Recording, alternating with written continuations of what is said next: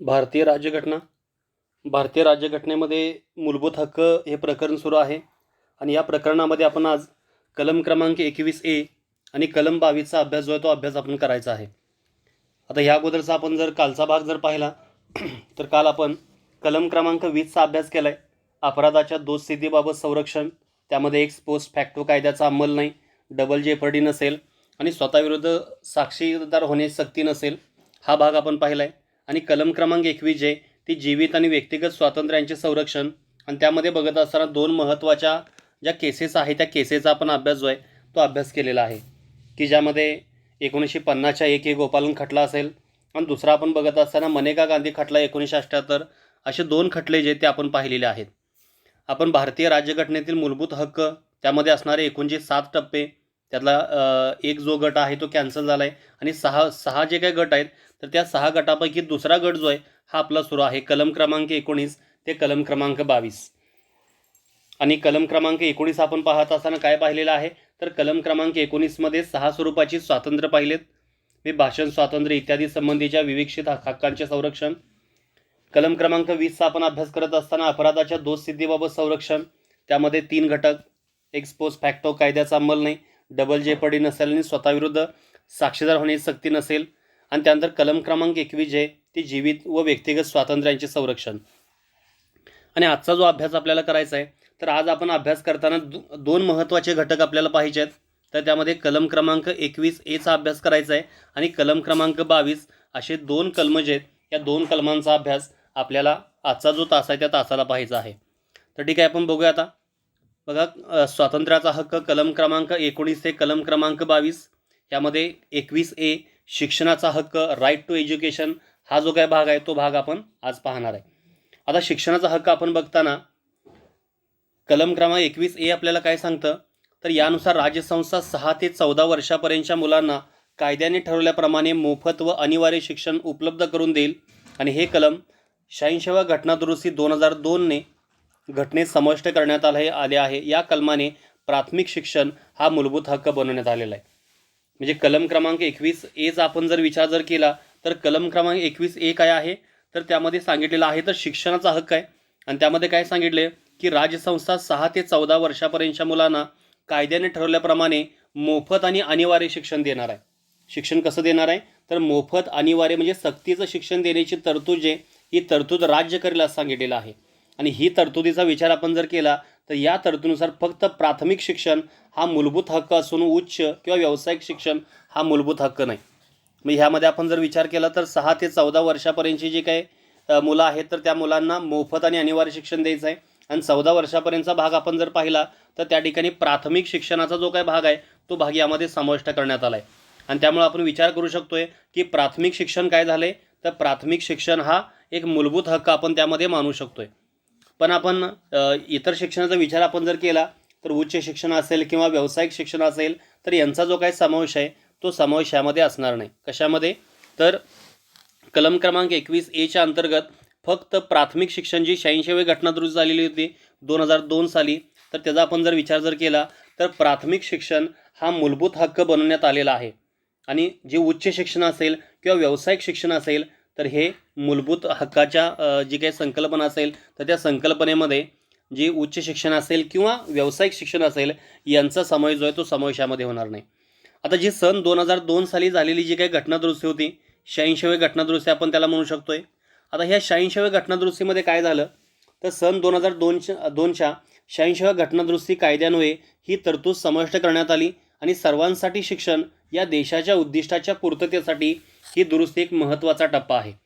आणि नागरिकांच्या हक्काच्या संदर्भात दुसऱ्या क्रांतीचा उदय असं देखील सरकारनं असं म्हटलेलं आहे. म्हणजे 86व्या घटनादुरुस्ती 2002 हा खूप महत्त्वाचा भाग आहे. आणि या घटनादुरुस्तीनं एक शिक्षणाची तरतूद त्यामध्ये समाविष्ट करण्यात आली आणि सर्वांसाठी शिक्षण या देशाच्या उद्दिष्टांच्या पूर्ततेसाठी ही दुरुस्ती जी आहे ती अगदी महत्त्वाची ठरली. म्हणजे 6 ते 14 वर्ष वयोगटातील बालकांना मोफत प्राथमिक शिक्षण जे हे प्राथमिक शिक्षण देण्यात आलं आणि प्राथमिक शिक्षण हा जो काही भाग आहे हा मूलभूत हक्कामध्ये समाविष्ट करण्यात आला. आता शिक्षणाच्या बाबतीमध्ये DPSPमध्ये देखील आपल्याला जो काही भाग आहे तो भाग आपण त्यामध्ये बघू शकतोय किंवा त्यामध्ये आपण बघत असताना मूलभूत कर्तव्यामध्ये देखील थोडासा काही भाग त्यामध्ये समाविष्ट करण्यात आलेला आहे. तर तो देखील आपण भाग बघणार आहे. पण हे प्राथमिक जी काही 2002ची 86वी घटना दुरुस्त झाली, तर त्यामध्ये नागरिकांच्या हक्काच्या संदर्भात एक दुसऱ्या क्रांतीचा उदय आहे असं देखील सरकारचं मत होतं किंवा सरकारनं असं म्हटलेलं होतं. आता ही दुरुस्ती होण्यापूर्वीचा भाग आपण जर पाहिला, म्हणजे या घटना दुरुस्ती आधीसुद्धा भाग 4 कलम 45 मुलांसाठी मोफत आणि अनिवार्य शिक्षणाचे मार्गदर्शक तत्व समाविष्ट केलेले होते. म्हणजे कधी, तर ही जी काय घटना दुरुस्ती झाली कधी झाली, 2002 साली झाली. पण 2002च्या अगोदरच भाग 4 कलम क्रमांक 45 आहे, या कलम क्रमांक 45 मुलांसाठी मोफत व अनिवार्य शिक्षणाचे मार्गदर्शन तत्व समाविष्ट करण्यात आलं. मग DPSPचा भाग आपण जर विचार जर केला, तर DPSPमध्ये ते समाविष्ट करून घेण्यात आलं. आता DPSP आपण कोणाकडून घेतलेला आहे, तर DPSPचा भाग आपण जर बघितला तर कोणाकडून घेतला, आपण आयरिश जी काही घटना आहे तर त्या आयरिश घटनेकडून आपण ते घेतलेलं आहे. आता DPSPचा आपण जर विचार जर केला, तर DPSP काय आहे, तर न्यायप्रविष्ट नाही. जसं मूलभूत हक्क, समजा 6 ते 14 वयोगटातली जी काही मुलं आहे, तर त्या मुलांना मोफत जर शिक्षण जर दिलं नाही, अनिवार्य स्वरूपात शिक्षण जर दिलं नाही, तर त्या विरोधामध्ये आपल्याला न्यायालयामार्फत तो हक्क जो आहे तो मिळवून घेऊ शकतोय, कारण तो न्यायप्रविष्ट आहे. कलम क्रमांक 32 अन्वय असेल किंवा कलम क्रमांक 226 अन्वय असेल, 32 अन्वय आपण सर्वोच्च न्यायालयाकडे दाद मागू शकतोय, आणि कलम क्रमांक 226 अन्वय आपण उच्च न्यायालयाकडे अशा स्वरूपाची दाद मागू शकतोय. पण जी काही 2002ची जी घटना दुरुस्ती झाली, ही घटना दुरुस्ती होण्यापाठीमागं एक महत्त्वाचा उद्देश होता की ह्या बाबी जे आहेत ह्या बाबी अगोदर देखील DPSPमध्ये देखील होत्या, मूलभूत कर्तव्यामध्ये देखील थोडा समावेश यामध्ये करण्यात आला होता. पण DPSP असेल किंवा मूलभूत कर्तव्य असतील, ही कशी आहे तर न्यायप्रविष्ट नाहीत. तर त्यामुळं त्याला एक न्यायप्रविष्टता मिळावी किंवा जे काही शिक्षण जे आहे ते शिक्षण सर्वांच्यापर्यंत पोहोचावं, या उद्देशानं 86वी घटना दुरुस्ती करण्यात आली, आणि त्यानुसार हा जो काही भाग आहे तो त्यामध्ये समाविष्ट करण्यात आला. आणि ह्यामध्ये काय सांगितलेलं आहे की 86व्या घटना दुरुस्तीने कलम 45 बदल केला, आणि त्या आधारे कलम 45 पुढील प्रमाणे. त्यामध्ये काय सांगितलं की राज्य हे बालकांचे वय 6 वर्षाचे होईपर्यंत त्यांचे संगोपन करण्यासाठी आणि त्यांच्या शिक्षणासाठी तरतूद करेल. महत्त्वाचं आहे. यामध्ये सांगत असताना काय सांगितलेलं आहे, तर राज्य म्हणजे कोण असेल, थोडक्यामध्ये राज्यसंस्था असं म्हणू शकतो आपण. तर राज्य हे बालकाचे वय 6 वर्षाचे होईपर्यंत त्यांचे संगोपन करण्यासाठी आणि त्यांच्या शिक्षणासाठी तरतूद करेल, असं कशामध्ये सांगितलेलं आहे, तर असं सांगितले कलम क्रमांक 45 जे काय विषय, त्या विषयामध्ये बदल झाला, आणि सांगितलं राज्य हे बालकांचे वय 6 वर्षाचे होईपर्यंत त्यांचे संगोपन करण्यासाठी आणि त्यांच्या शिक्षणासाठी तरतूद करेल. आणि त्यापुढं आपण जर त्या पुढचा भाग आपण जर पाहिला, तर DPSPमध्ये देखील तो भाग समाविष्ट करण्यात आला आहे. आणि 86व्या घटना दुरुस्तीने कलम 51A मध्ये हे काही एक नवीन मूलभूत कर्तव्य जे हे कर्तव्य ॲड करण्यात आलं. आता मूलभूत कर्तव्यांचा विचार आपण जर केला, तर 42वी जी काही घटना दुरुस्ती आहे, तर त्या घटना दुरुस्तीने मूलभूत कर्तव्य ॲड केलं, कारण जी काही मूळ घटना होती तर त्या मूळ घटनेमध्ये कर्तव्यांचा समावेश नव्हता. सुवर्णसिंह समितीच्या शिफारशीनुसार मूलभूत कर्तव्य ॲड करण्यात आली, आणि ज्यावेळी ॲड केलेली होती त्यावेळी किती होती कर्तव्य, 10 होती. आणि 11वं जी काही कर्तव्य आहे तर ते समाविष्ट करत असताना 86वी जी काही घटना दुरुस्ती आहे, तर त्यानुसार 51A मध्ये एक नवीन जे काही कर्तव्य ते कर्तव्य टाकलं. आणि त्यामध्ये काय सांगितलं की जो जन्मदाता असेल किंवा पालक असेल, त्याने आपल्या अपत्यास अथवा पाल्यास त्याच्या 6व्या वर्षापासून ते 14व्या वर्षापर्यंतच्या शिक्षणाची संधी उपलब्ध करून देणे हे प्रत्येक नागरिकाचे कर्तव्य. म्हणजे प्रत्येक नागरिकाचं कर्तव्य आणि राजसंस्थेचं कर्तव्य ह्या दोन्हीमध्ये एक समतोल साधण्याचा प्रयत्न जो आहे तो प्रयत्न ह्यामध्ये केला. कारण ह्यामध्ये आपण कलम क्रमांक 21 आपण जर विचार जर केला, तर 21 मध्ये काय सांगतं की राज्यसंस्था 6 ते 14 वर्षापर्यंतच्या मुलांना कायद्याने ठरवल्याप्रमाणे मोफत व अनिवार्य शिक्षण उपलब्ध करून देईल. आणि ह्यामध्ये काय सांगितले की 51A मध्ये जे काही कर्तव्य त्या कर्तव्याने सांगितले, जो जन्मदाता असेल किंवा पालक असेल, त्याने आपल्या अपत्यास अथवा पाल्यास त्याच्या 6व्या वर्षापासून ते 14व्या वर्षापर्यंत शिक्षणाची संधी उपलब्ध करून देणे हे प्रत्येक नागरिकाचे कर्तव्य.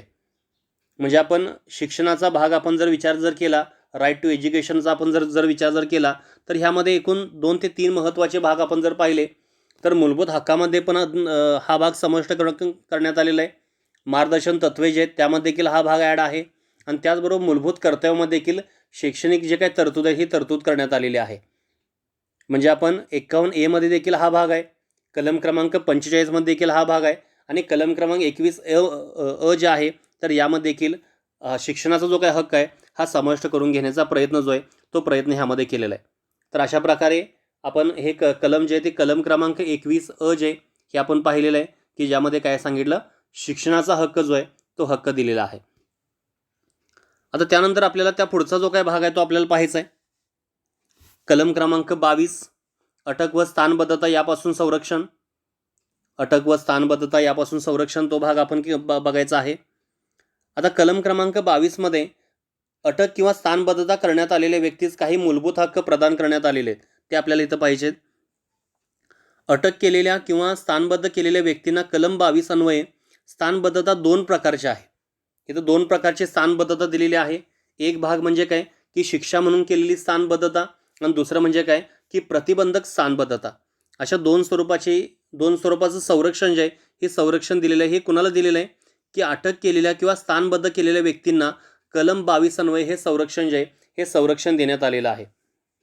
आणि हे हक्क नागरिकांना आहे आणि परकीयांनाही हे उपलब्ध आहेत. नागरिकांना किंवा परकीयांना हे हक्क जे ते उपलब्ध आहेत. म्हणजे कलम क्रमांक 22 आपण जर विचार केला तर हे कलम क्रमांक 22 कुणासाठी लागू आहे तर भारतीय नागरिक असतील किंवा परकीय असतील, पण त्या परकीयमध्ये फक्त मित्र परकीयांसाठी लागू आहे. तर कलम क्रमांक 22 जे हे शत्रू परकीय जे आहेत तर त्या शत्रू परकीयांना कलम क्रमांक 22 जे हे 22 लागू नाही. तर त्यामुळे आपण लक्षात घेत असताना कलम क्रमांक 22चा जर विचार केला तर कलम क्रमांक 22 कुणासाठी लागू आहे तर नागरिकांसाठी आणि परकीयांसाठी आहे. पण परकीयामध्ये कोण असतील तर परकीयामध्ये केवळ मित्र परकीय असतील. शत्रू परकीयांसाठी हे कलम जे हे कलम लागू असणार नाही.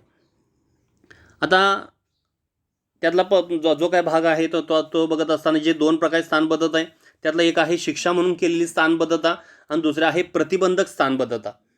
हे 2 भाग आपल्याला अभ्यासायचे आहेत. कलम क्रमांक 22 अन्वये अटक किंवा स्थानबद्धता करण्यात आलेल्या व्यक्तीला काही मूलभूत अधिकार प्रदान करण्यात आले आहेत. आणि ही स्थानबद्धता कशी आहे, एक म्हणजे गुन्हा तुम्ही केलेला आहे आणि त्या गुन्ह्यानुसार तुम्हाला जी काही शिक्षा मिळाली आहे म्हणून शिक्षा म्हणून केलेली स्थानबद्धता, आणि गुन्हा होऊ नये, गुन्हा घडू नये म्हणून केलेली जी काही स्थानबद्धता आहे त्याला आपण काय म्हणतोय प्रतिबंधक स्थानबद्धता. असे 2 घटक जे आहेत ते आपल्याला अभ्यासायचे आहेत. तर त्यातला पहिला घटक आहे शिक्षा म्हणून केलेली स्थानबद्धता. आता शिक्षा म्हणून केलेली स्थानबद्धता ही खटला चालवल्यानंतर व अपराध सिद्ध झाल्यानंतर केलेली स्थानबद्धता असते. म्हणजे स्थानबद्धता आपण बघत असताना त्यातले जे 2 भाग आहेत त्यातला पहिला काय आहे की तुम्हाला स्थानबद्धता किंवा अटक केलेली आहे. पण अटक कशी केलेली आहे की तुम्ही एखादा गुन्हा केलेला आहे, गुन्हा केल्यानंतर तुमच्यावर खटला चाललेला आहे आणि तो गुन्हा तुमच्यावर सिद्ध झाला आणि सिद्ध झाल्यानंतर तुम्हाला काही शिक्षा मिळालेली आहे आणि त्या स्वरूपामध्ये तुम्हाला जी अटक केली असेल तर त्याला आपण काय म्हणतोय शिक्षा म्हणून केलेली स्थानबद्धता. म्हणजे व्यक्तीनं केलेल्या गुन्ह्याबद्दल खटला होऊन न्यायालयात आरोप सिद्ध झाल्यावर शिक्षा म्हणून स्थानबद्ध करणे म्हणजे शिक्षात्मक स्थानबद्धता. हा पहिला भाग आहे. जर तुम्ही गुन्हा केला असेल आणि तो गुन्हा सिद्ध जर झाला असेल आणि सिद्ध झाल्यानंतर तुम्हाला जी न्यायालयीन शिक्षा सुनावणार आहे तर त्यावेळी तुम्हाला जी काही शिक्षा होणार आहे तर त्याला आपण काय म्हणू शकतोय शिक्षा म्हणून केलेली स्थानबद्धता. आता दुसरा आहे प्रतिबंधक स्थानबद्धता. आता ही प्रतिबंधक स्थानबद्धता म्हणजे काय की खटला न भरता व न्यायालयीन शिक्षा सुनावलेली नसतानाही केलेली स्थानबद्धता म्हणजे प्रतिबंधक स्थानबद्धता. पहिल्यामध्ये काय असतं की तुम्ही गुन्हा केलेला असतोय, तुमच्यावर खटला चालवला जाणार आहे, न्यायालय शिक्षा देणार आहे. पण दुसरी जी आहे ही प्रतिबंधात्मक आहे. म्हणजे कुठल्याही स्वरूपामध्ये खटला न भरता न्यायालयाने कुठलीही शिक्षा सुनावलेली नसताना केलेली स्थानबद्धता म्हणजे प्रतिबंधक स्थानबद्धता आहे. आणि त्याचा उद्देश केवळ पूर्वी केलेल्या गुन्ह्यासाठी शिक्षा करणे नसून त्याला भविष्यात गुन्हा करण्यापासून रोखणे हा आहे. म्हणजे प्रतिबंधक स्थानबद्धता कुठल्या व्यक्तीला करणार आहे की ज्या व्यक्तीची पार्श्वभूमी आहे, भूतकाळामध्ये काही त्यांनी गुन्हे केलेले आहेत, तर असे जे काही लोक आहेत तर अशांसाठी हे प्रतिबंधक स्थानबद्धता आहे. आणि ह्याचा उद्देश असा असणार नाही की पूर्वी त्यांनी जे काही गुन्हे केले त्याची शिक्षा पुन्हा द्यायचा असं नाही, फक्त भविष्यामध्ये कुठल्याही पद्धतीनं गुन्हा होऊ नये तर त्यासाठी जी काही केलेली जी काही स्थानबद्धता आहे त्याला आपण काय म्हणू शकतोय प्रतिबंधात्मक स्थानबद्धता. म्हणजे खटला न होता न्यायालयात आरोप सिद्ध न होता ताब्यात घेणे म्हणजे प्रतिबंधात्मक स्थानबद्धता. म्हणजे कुठल्याही पद्धतीनं खटला पण चालवला नाही, न्यायालयात आरोप पण सिद्ध झालेला नाही, पण भविष्यामध्ये कोणत्याही प्रकारे गुन्हा घडू नये तो गुन्हा रोखण्यासाठी केलेली जी काही स्थानबद्धता आहे त्याला आपण म्हणणार आहे प्रतिबंधात्मक स्थानबद्धता. याचा उद्देश आधी घडलेल्या गुन्ह्यासाठी व्यक्तीला शिक्षा करणे हा नसून नजीकच्या काळात गुन्हा करण्यापासून रोखणे हा असतो. त्यामुळे प्रतिबंधात्मक स्थानबद्धता हा संशयाच्या आधारेवर खबरदारीचा उपाय आहे. मी प्रतिबंधात्मक स्थानबद्धता कशा आहे तर संशयावर केलेली आगाऊ सावधगिरी आपण म्हणू शकतोय, किंवा एक खबरदारीचा उपाय जो आहे तो उपाय आपण त्यामध्ये म्हणू शकतोय. तर असे दोन घटक जे आहेत ते महत्त्वाचे आहेत. तर त्यामध्ये आपण एक बघत असताना पहिला जे आहे ती पहिला भाग यामध्ये आपण पाहिला शिक्षा म्हणून केलेली स्थानबद्धता, आणि दुसरा आहे प्रतिबंधात्मक स्थानबद्धता. आता कलम क्रमांक 22 मध्ये एकूण 2 स्वरूपाचे भाग दिलेले आहेत किंवा 2 स्वरूपाचे कायदे दिलेले आहेत. हे कलम 22ने 2 भागात विभागलेले. पहिला भाग सर्वसाधारण कायद्यातील खटल्याशी निगडीत असून दुसरा भाग प्रतिबंधात्मक स्थानबद्धतेच्या कायद्याशी निगडीत आहे. म्हणजे कलम क्रमांक 22चा विचार जर केला आपण तर कलम क्रमांक 22 मध्ये 2 स्वरूपाचे कायदे केलेत. एक कायदा कसा आहे तर साधारण कायदा आहे. जर गुन्हा जर केला असेल आणि तो जर सिद्ध जर झाला असेल तर त्यावर जी काही अटक केली जाणार आहे तर त्या संदर्भातला जो काय कायदा आहे ज्याला आपण साधारण कायदा म्हणू शकतोय. आणि दुसरा आहे तो आहे प्रतिबंधक स्थानबद्धता कायदा. अशा 2 प्रकारामध्ये हे डिवायडेशन केलेलं आहे. म्हणजे कोणत्याही प्रकारचा भविष्यामध्ये किंवा नजीकच्या काळामध्ये गुन्हा करण्यापासून रोखण्यासाठी हा दुसरा आहे प्रतिबंधक स्थानबद्धता कायदा. तर याचा जो काय अभ्यास आहे तो अभ्यासात आपण करतोय.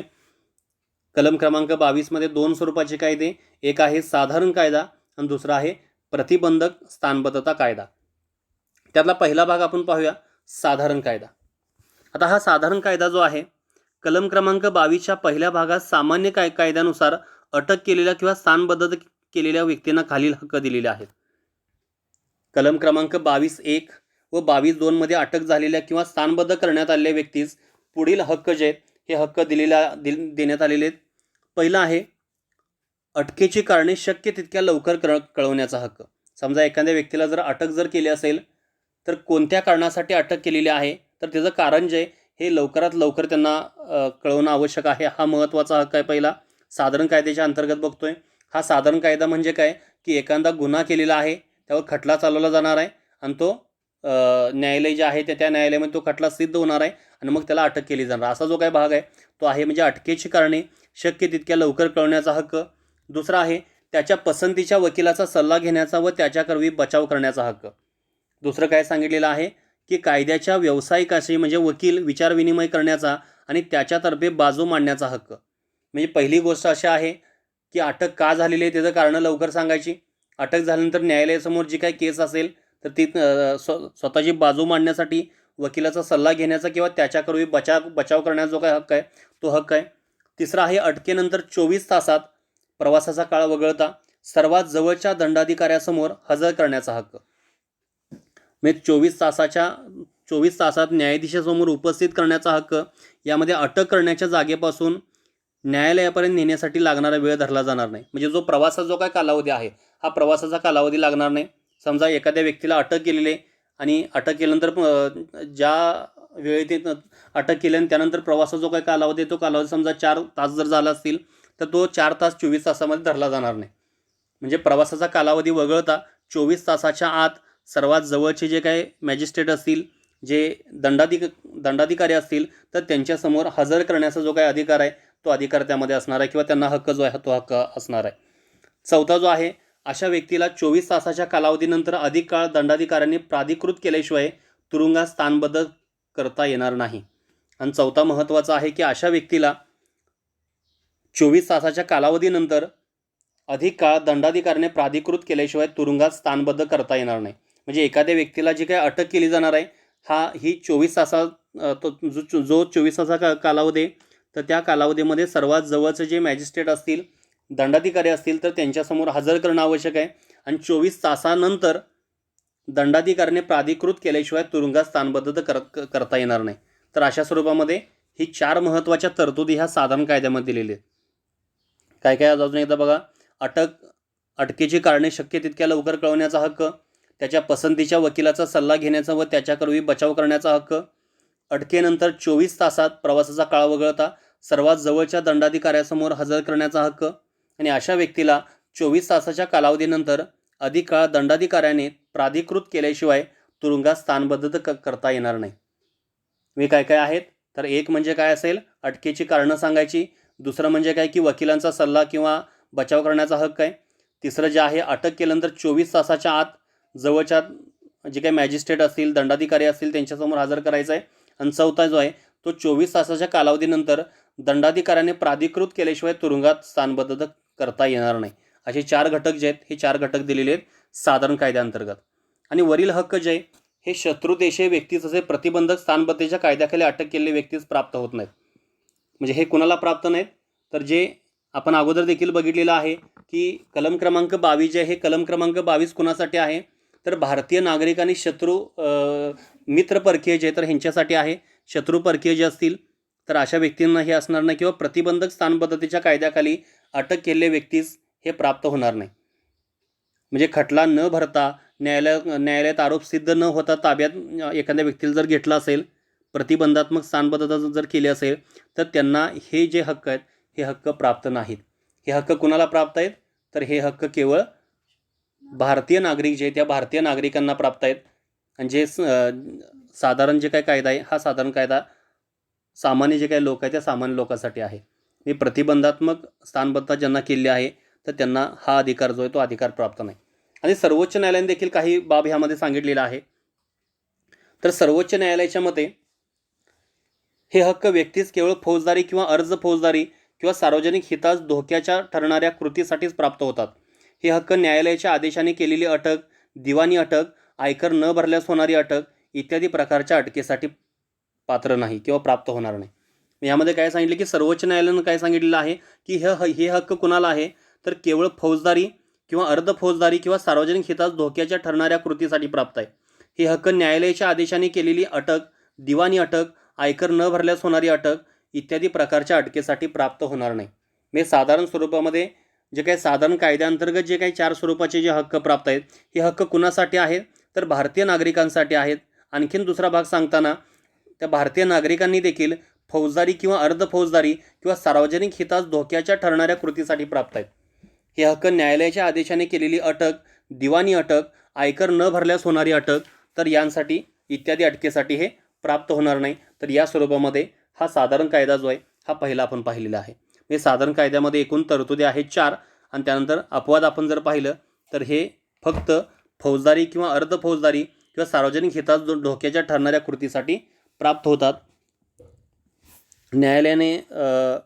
न्यायालयाच्या आदेशाने केलेली अटक, दिवाणी अटक, आयकर न भरल्यास होणारी अटक इत्यादी प्रकारच्या अटकेसाठी हे प्राप्त होणार नाही. आता त्यानंतर त्या पुढचा भाग जो आहे तो आपल्याला पाहायचा आहे. त्यानंतरचा दुसरा प्रतिबंधक स्थानबद्धता कायदा. पहिला आपण काय बघितला, तर साधारण कायदा बघितला. आता आपल्याला पाहायचं आहे प्रतिबंधक स्थानबद्धता कायदा. कलम 22 मधील दुसरा भाग प्रतिबंधात्मक स्थानबद्धता कायद्याखाली अटक केलेल्या किंवा स्थानबद्ध केलेल्या व्यक्तीला संरक्षण देते. हे संरक्षण नागरिक व परदेशी व्यक्ती दोन्हींसाठी आहे व त्यात खालील बाबींचा समावेश होतो. यामध्ये काय सांगितलं की कलम 22च्या दुसऱ्या भागामध्ये प्रतिबंधक स्थानबद्धतेच्या कायद्याखाली अटक केलेल्या व्यक्तीस काही संरक्षणात्मक हक्क प्रदान करण्यात आले आहेत. आणि हे हक्क नागरिक तसेच परकीयांनाही उपलब्ध आहेत. पण परकीय कोणते, तर फक्त मित्र परकीयांना हे उपलब्ध आहेत. आता व्यक्तीची जी काही जे 3 ते 4 जे घटक सांगितलेले आहेत, 3 महत्त्वाचे घटक यामध्ये सांगितलेत. म्हणजे हे हक्क जे आहेत, तर त्याला पहिला घटक आहे की व्यक्तीची स्थानबद्धता 3 महिन्यापेक्षा अधिक काळ करता येणार नाही. एखाद्या व्यक्तीला स्थानबद्ध केलेलं, आणि स्थानबद्ध कुणाला केलं जाणार आहे, गुन्हेगारी पार्श्वभूमी ज्यांची आहे तर त्याच लोकांना ती स्थानबद्ध केलं जाणार आहे. म्हणजे भविष्यामध्ये कुठल्याही स्वरूपामध्ये गुन्हे घडू नयेत, तर अशा व्यक्तींना जे आहे स्थानबद्ध केलं जाणार आहे. म्हणजे प्रतिबंधात्मक स्थानबद्धतेचा उद्देश जो आहे, हा गुन्ह्यासाठी शिक्षा करणे नसून भविष्यात गुन्हा करण्यापासून रोखणे आहे. म्हणजे एक सावधगिरी बाळगण्यासाठी स्थानबद्ध केले जाणार आहे. पण ही स्थानबद्ध करत असताना किती काळासाठी केलं जाणार आहे, की जास्तीत जास्त 3 महिन्यासाठी. 3 महिन्यापेक्षा अधिक काळ हे करता येणार नाही. पण सल्लागार मंडळाने ही स्थानबद्ध 3 महिन्यापेक्षा अधिक काळ चालू ठेवण्याचे पर्याप्त कारण दिल्यासच ती पुढे ढकलता येईल. सल्लागार मंडळाने उच्च न्यायालयाचे न्यायाधीश असतात.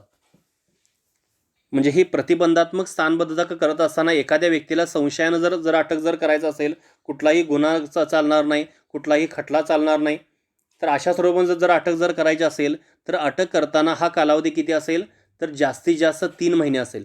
पण जे सल्लागार मंडळ असेल, तर त्या सल्लागार मंडळाला ही जी काही हा जो काय कालावधी आहे हा कालावधी समजा 3 महिन्यापेक्षा जर जास्त जर करायचं असेल तर त्यासाठी पर्याप्त स्वरूपाचं कारण द्यावं लागतं, तरच ती पुढे ढकलता येणार आहे.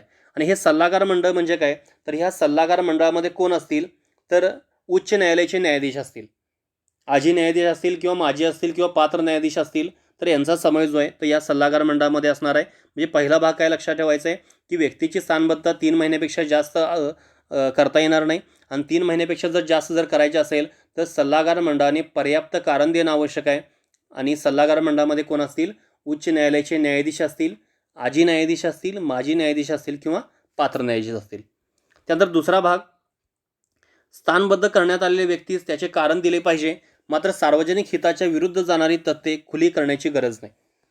म्हणजे जो काही व्यक्ती स्थानबद्ध ज्या व्यक्तीला स्थानबद्ध केलं जाणार आहे तर त्या व्यक्तीला कारण दिलंच पाहिजे, असं कुठलंही बंधन ह्यामध्ये सांगितलेलं नाही. म्हणजे स्थानबद्ध करण्यात आलेल्या व्यक्तीस त्याचे कारण दिले पाहिजे, मात्र सार्वजनिक हिताच्या विरुद्ध जाणारी तथ्ये खुली करण्याची गरज असणार नाही. जसं आपण अगोदरचा भाग आपण जर पाहिला तर साधारण कायद्याअंतर्गत अटकेची कारणे शक्य तितक्या लवकर कळवण्याचा हक्क आहे, तर तसं प्रतिबंधात्मक कायद्याच्या संदर्भात नाही. म्हणजे सार्वजनिक हिताच्या विरुद्ध जाणारी काही जर कारणं असतील, काही तथ्य असतील, तर ती खुली करण्याची गरज जी आहे ती गरज असणार नाही. आणि तिसरा जो काही भाग आहे, तर स्थानबद्ध केलेल्या व्यक्तीस प्रतिनिधित्वाची संधी दिली जाईल. ज्या व्यक्तीला स्थानबद्ध केलं जाईल तर त्या व्यक्तीला जी प्रतिनिधी जे आहे, रिप्रेझेंटेशन जे आहे, तर त्यासाठी संधी जे ती संधी त्यामध्ये दिली जाईल. तर असे एकूण 3 जे घटक आहेत ते घटक किंवा 3 स्वरूपाचे हक्क जे आहेत ते हक्क आपण इथं पाहिले. पहिलं म्हणजे काय की 3 महिन्यापेक्षा जास्त स्थानबद्ध केलं जाणार नाही. जर करायचं असेल तर सल्लागार मंडळानं पर्याप्त कारण देणं आवश्यक आहे. दुसरा भाग आपण जर पाहिला तर स्थानबद्ध ज्या व्यक्तीला करण्यात आले त्याला कारण दिलं पाहिजे, पण कारण दिलंच पाहिजे असं 100% मत नाही, कारण काही कारणं जे आहेत ते सार्वजनिक हिताच्या विरुद्ध जाणारे असतील तर ती खुले करण्याची गरज असणार नाही. आणि स्थानबद्ध केलेल्या व्यक्तीस प्रतिनिधित्वाची संधी जी आहे ही संधी त्यामध्ये दिली जाईल. आता कलम क्रमांक 22 आपण जर विचार केला तर कलम क्रमांक 22नं संसदेला काही अधिकार जे ते अधिकार दिलेले आहेत. म्हणजे संघ स्तरावर आपण जर विचार केला, लोकसभेला एकूण 3 स्वरूपाचे लोकसभा असेल किंवा राज्यसभा असेल, टोटल संसदेला एकूण 3 अधिकार दिलेले आहेत. तर त्यांना पहिला अधिकार जो आहे, कोणत्याही परिस्थितीत व केसेसमध्ये सल्लागार मंडळाचा विचार न घेता व्यक्तीस 3 महिन्यापेक्षा अधिक काळासाठी स्थानबद्ध करता येईल हे ठरवण्याचा अधिकार संसदेला असेल. वरती आपण काय म्हणलेलं आहे की त्यांचा हक्क काय सांगितलं आहे की स्थानबद्धता जी आहे ती 3 महिन्यापेक्षा जास्त नको आहे, आणि 3 महिन्यापेक्षा जर जास्त आवश्यक आहे तर जे सल्लागार मंडळ असेल तर त्या सल्लागार मंडळाला पर्याप्त कारण दिल्यासच ती पुढे ढकलता येईल. आणि त्या सल्लागार मंडळामध्ये कोण असेल तर उच्च न्यायालयाचे न्यायाधीश. पण ह्यामध्ये काय सांगितले की कोणत्याही परिस्थितीत किंवा कोणत्याही केसमध्ये सल्लागार मंडळाचा विचार न घेता, तर न घेता हा भाग आहे, सल्लागार मंडळाचा विचार न घेता व्यक्तीस 3 महिन्यापेक्षा अधिक काळासाठी स्थानबद्ध करता येईल हे ठरवण्याचा अधिकार संसदेला दिलेला आहे. मग जर एखाद्या केसमध्ये एखाद्या व्यक्तीला स्थानबद्ध करायचं आहे आणि ते 3 महिन्यापेक्षा जास्त करायचं आहे, अगोदर हक्क आपण काय पाहिला तर सल्लागार मंडळाची शिफारस आवश्यक आहे किंवा पर्याप्त कारण आवश्यक आहे. पण संसदेला असा अधिकार दिलेला आहे की 3 महिन्यापेक्षा अधिक काळासाठी ती स्थानबद्ध करता येईल, आणि त्यासाठी सल्लागार मंडळाचा विचार घेण्याची आवश्यकता नाही. हा पहिला जो अधिकार आहे तो दिलेला आहे. दुसरा आहे कोणत्याही केसेच्या गटासाठी स्थानबद्धतेचा महत्तम कालावधी ठरवण्याचा अधिकार. कुठलीही जी काही केस आहे तर त्या केससाठी मॅक्झिमम किती काळ स्थानबद्ध करता येईल तर हे ठरवण्याचा अधिकार जो आहे हा कोणाला दिलेला आहे तर संसदेला दिलेला आहे. आणि तिसरा आहे सल्लागार मंडळाने सल्ला देण्याच्या अनुसाराची पद्धत.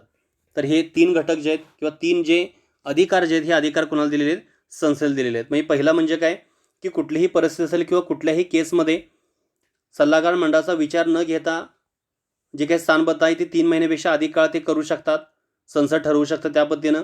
दुसरं जे आहे की एखाद्या केससाठी किंवा कोणत्याही केसेच्या गटासाठी स्थानबद्धतेचा मॅक्झिमम कालावधी किती असावा हे ठरवण्याचा अधिकार संसदेला आहे. आणि तिसरा आहे सल्लागार मंडळाने सल्ला देताना अनुसरायची पद्धत. हे 3 घटक जे आहेत 3 घटक ह्यामध्ये पाहिजे आहेत, किंवा हे 3 अधिकार कोणाला दिलेले आहेत तर हे संसदेला दिलेले आहेत. आता ही 44 जी काही घटनादुरुस्ती झाली तर या घटनादुरुस्तीनं स्थानबद्धतेचा कालावधी सल्लागार मंडळाचा विचार न घेता 3 महिन्यावरून कमी करून 2 महिने इतका केला होता. कधी केलेला होता तर 44वी घटनादुरुस्ती 1978. 44वी घटनादुरुस्ती 1978 स्थानबद्धतेचा कालावधी सल्लागार मंडळाचा विचार न घेता 3 महिन्यावरून 2 महिने इतका केला. मात्र ही तरतूद अजूनही अंमलात आलेली नसल्याने स्थानबद्धतेचा महत्तम कालावधी 3 महिने इतकाच आहे. मी 44 जी घटना दुरुस्ती झाली 1978 ह्यानुसार काय केलं होतं की स्थानबद्धता करत असताना अगोदर किती होता कालावधी 3 महिने होता, तो किती केला तर 2 महिने केला. अशा स्वरूपाची तरतूद करण्यात आली, पण त्या तरतुदीचा अंमल जो आहे तो अंमल आजपर्यंत झालेला नाही. त्यामुळं स्थानबद्धतेचा महत्तम कालावधी पूर्वीप्रमाणेच 3 महिने इतका राहील. आणि प्रतिबंधक स्थानबद्धता हा विषय संघसूची तसेच संवर्त सूचीमध्ये आहे. संघसूचीमध्ये म्हणजे जी काही केंद्र सूची असेल थोडक्यामध्ये, ज्यावर केंद्र कायदे करू शकतं, आणि समवर्थ सूची आपण जर विचार जर केला तर घटक राज्य आणि केंद्र हे दोघेही त्यामध्ये कायदे करू शकतात. या दोन्ही ठिकाणी हा स्थानबद्धतेचा जो काही विषय आहे, प्रतिबंधक स्थानबद्धता जे आहे हा विषय ह्या दोन्ही ठिकाणी आहे. संघसूची असेल आणि समवर्त सूची असेल. समवर्त सूची आपण कुणाकडून घेतलेली आहे तर समवर्त सूची जी आहे आपण ऑस्ट्रेलियाकडून घेतली, त्यालाच आपण सामायिक सूची आज देखील म्हणू शकतो. हा भाग लक्षात घ्या. म्हणजे 44 घटना दुरुस्ती 1978 स्थानबद्धतेचा जो काही कालावधी आहे हा सल्लागार मंडळाचा विचार न घेता 3 महिन्यावरून 2 महिने केले होते.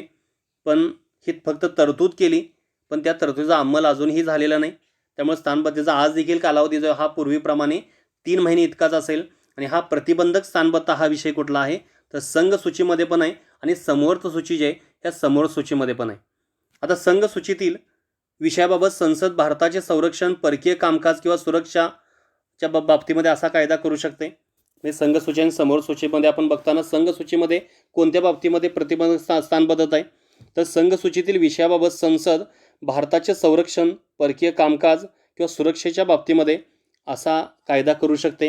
आणि समवर्त सूचीतील विषयाबाबत संसद तसेच राज्य विधिमंडळ राज्याची सुरक्षा, सार्वजनिक सुव्यवस्था राखणे, समाजास आवश्यक वस्तू व सेवांचा पुरवठा करणे इत्यादी बाबतीमध्ये कायदा करू शकते. म्हणजे संघ सूचीचा विचार आपण जर केला तर ही प्रतिबंधक स्थानबद्धता जी आहे ही भारताचे संरक्षण, परकीय कामकाज किंवा सुरक्षा या बाबतीमध्ये कायदा करू शकते. आणि समवर्त जी काही सूची आहे ज्यामध्ये संसद पण कायदा करू शकते आणि राज्य विधिमंडळ पण, त्यासाठी काय आहे तर राज्याची सुरक्षा, सार्वजनिक सुव्यवस्था राखणे आणि समाजास आवश्यक वस्तू व सेवांचा पुरवठा करणे तर इत्यादी बाबतीमध्ये हे जे काही कायदा आहे हे कायदा करू शकतात. म्हणजे हा जो काही विषय आहे प्रतिबंधक स्थानबद्धता हा विषय दोन्ही ठिकाणी आहे. म्हणजे कुठं कुठं आहे तर हा जो विषय आहे हा संघ सूचीमध्ये पण आहे आणि राज्य सूची जी आहे तर त्या राज्य सूची समवर्त सूची राजसूचीमध्ये नाही तर समवर्त सूचीमध्ये आहे. संघ सूची आणि समवर्त सूची. आता प्रतिबंधक स्थानबद्धतेच्या बाबतीमध्ये संसदेने अनेक स्वरूपाचे कायदे केलेले आहेत. तर त्यातला पहिला आपण कायदा जर पाहिला तर प्रतिबंधात्मक स्थानबद्धता कायदा जो पहिला आहे तो आहे प्रिव्हेन्शन डिटेन्शन ॲक्ट 1950. म्हणजे 1950चा प्रतिबंधात्मक स्थानबद्धता कायदा. आणि हा कायदा जो आहे तो 1969 संपुष्टात आला आहे. थोडक्यात जे काही कायदे आहे ते कायदे आपण पाहूया. तो त्यातला पहिला जो आहे तो आहे प्रिव्हेन्शन डिटेक्शन ॲक्ट 1950. 1969 हा जो काही कायदा संपुष्टात आला. त्याचं नाव काय आहे तर मराठीमध्ये आपण जर विचार केला तर प्रतिबंधात्मक स्थानबद्धता कायदा. दुसरा आहे त्यानंतर maintenance of internal security act, मिसा असं त्याला म्हटलं गेलं. मेंटेनन्स ऑफ इंटरनल सिक्युरिटी मिसा 1971. अंतर्गत सुरक्षा राखण्यासाठीचा कायदा आहे हा. अंतर्गत सुरक्षा राखण्यासाठीचा कायदा 1971. हा कायदा जो आहे हा 1978 काय केला रद्द करण्यात आला. पहिला कायदा कोणता आहे तर प्रतिबंधात्मक स्थानबद्धता कायदा 1950. 1969 तो संपुष्टात आला, ज्याला प्रिव्हेन्शन डिटेन्शन ॲक्ट 1950 म्हणतोय. दुसरा जो आहे मिसा मेंटेनन्स ऑफ इंटरनल सिक्युरिटी 1971, तो देखील 78 संपुष्टात आला, त्याला अंतर्गत सुरक्षा राखण्यासंबंधी कायदा म्हटलं गेलं. तिसरा जो आहे 3 नंबरचा जो आहे तो आहे conservation of foreign exchange and prevention of smuggling activities act. Smuggling activities ॲक्टच्या बाबतीमध्ये जो आहे म्हणजे परकीय चलनाचे संरक्षण आणि चोरटा व्यापार प्रतिबंधक कायदा. म्हणजे conversion of foreign exchange and prevention of smuggling activity act 1974. 1974चा कायदा आहे हा परकीय चलनाचे संरक्षण आणि चोरटा व्यापार प्रतिबंधक कायदा. 14 जो आहे तो नॅशनल सिक्युरिटी ॲक्ट नासा 1980ला तो करण्यात आला. राष्ट्रीय सुरक्षा कायदा नासा 1980. त्यानंतर पाचवा जो आहे पाचवा बघत असताना prevention of black marketing and maintenance of supply of essential communities act. म्हणजे prevention of black marketing and maintenance of supplies of essential communities act. आणि हा जो काही कायदा आहे हा दहशतवादी नाही, काळा बाजार प्रतिबंधक आणि जीवनावश्यक वस्तू पुरवठा कायदा आहे. जो 5वा जो काय कायदा आहे, prevention of black marketing and maintenance of supplies of essential community act, तो आहे तो काळा बाजार प्रतिबंध आणि जीवनावश्यक वस्तू पुरवठा कायदा 1980, हा 5वा कायदा आहे. त्यानंतर 6वा जो काय कायदा आहे, terrorist and disruptive activity preventive act, TADA, 1985. टाडा आहे 1985. 1995ला तो रद्द करण्यात आला, ज्याला दहशतवादी आणि विघातक कारवाया प्रतिबंधक कायदा असं म्हणलं गेलं. दहशतवादी आणि विघातक कारवाई प्रतिबंधक कायदा टाडा 1985, हा कायदा 1995मध्ये रद्द करण्यात आला. टाडा ॲक्ट जो आहे तो 1985 जो 95मध्ये रद्द करण्यात आला. 7वा जो आहे त्यानंतर preventive of illicit traffic in narcotic drugs and psychotropic substance act 1988. मग हा जो काही कायदा आहे 7वा, अंमली पदार्थ आणि गुंगीची औषधे यातील अवैध व्यापार प्रतिबंधक कायदा 1988. Preventive of illicit traffic in narcotic drugs and psychotropic substance act 1988, हा जो काही कायदा आहे अंमली पदार्थ आणि गुंगीचे औषध यातील अवैध व्यापार प्रतिबंधक कायदा 1988 साली तो करण्यात आला. आणि 8वा आणि शेवटचा आपण जर पाहिला यामध्ये दहशतवादी कारवाया प्रतिबंधक कायदा पोटा 2002, हा कायदा 2004मध्ये रद्द करण्यात आला. तर अशा स्वरूपाचे जे काही कायदे आहेत हे कायदे लक्षात ठेवायचे आहेत. एकूण 8 कायदे आहेत. प्रतिबंधात्मक स्थानबद्धता कायदा, अंतर्गत सुरक्षा राखण्यासंबंधीचा कायदा, परकीय चलनाचे संरक्षण आणि चोरटा व्यापार प्रतिबंधक कायदा, राष्ट्रीय सुरक्षा कायदा, नासा असेल, टाडा असेल, पोटा असेल, या स्वरूपाचे जे काही कायदे आहेत हे कायदे आपल्याला लक्षात ठेवायचे आहेत. आणि जगातील इतर कोणत्याही लोकशाही राष्ट्राने भारताप्रमाणे प्रतिबंधात्मक स्थानबद्धता हा विषय घटनेचा भाग केलेला नाही. ही गोष्ट दुर्दैवी आहे. अमेरिकेलाही या संदर्भात अमेरिकाचा विचार आपण जर केला तर अमेरिकेमध्ये देखील या स्वरूपाचे कुठलेही कायदे जे ते करण्यात आले नाहीत. म्हणजे ते घटनेचा भाग बनवण्यात आलेले नाहीत. म्हणजे जगातील इतर जे काही लोकशाही देश आहेत तर इतर लोकशाही राष्ट्राने भारताप्रमाणे प्रतिबंधात्मक स्थानबद्धता हा विषय घटनेचा भाग केलेला नाही. अमेरिकेने देखील केलेलं नाही. ब्रिटनमध्ये असे केवळ पहिल्या आणि दुसऱ्या महायुद्धाच्या काळात घडले होते. भारतामध्ये ब्रिटिश राजवटीदरम्यान प्रतिबंधात्मक स्थानबद्धता पद्धत होती. बंगाल राज्य कैदी नियम 1818 आणि भारत संरक्षण कायदे 1939 यामध्ये प्रतिबंधात्मक स्थानबद्धतेची तरतूद होती. म्हणजे जगातील इतर देशाच्या तुलनेमध्ये भारतामध्ये हा जो काही कायदा आहे हा कायदा घटनेचा भाग केला. अमेरिकेमध्ये देखील केलेला नाही. आणि ब्रिटनमध्ये जे आहे ते पहिल्या आणि दुसऱ्या महायुद्धाच्या काळामध्ये या स्वरूपाची हे घडलेलं होतं. आणि भारतामध्ये ब्रिटिश राजवटीदरम्यान प्रतिबंधात्मक स्थानबद्धता पद्धत होती. बंगाल राज्य कैदी नियम 1818 आणि भारत संरक्षण कायदा 1939मध्ये प्रतिबंधात्मक स्थानबद्धतेची तरतूद जी ती करण्यात आली होती. तर अशा प्रकारे आपण आज बघत असताना कलम क्रमांक 21A आणि कलम क्रमांक 22 इथंपर्यंतचा भाग जो आहे तो भाग आपण अभ्यासला आहे. राहिलेला जो काही भाग आहे आता त्या पुढचं जे काही कलम आहे ते कलम क्रमांक म्हणजे पुढचा जो गट आहे शोषणाविरुद्धचा हक्क, तो आपण पुढचा जो काही तास आहे त्या पुढच्या तासाला आपण पाहणार आहे. Okay, thank you.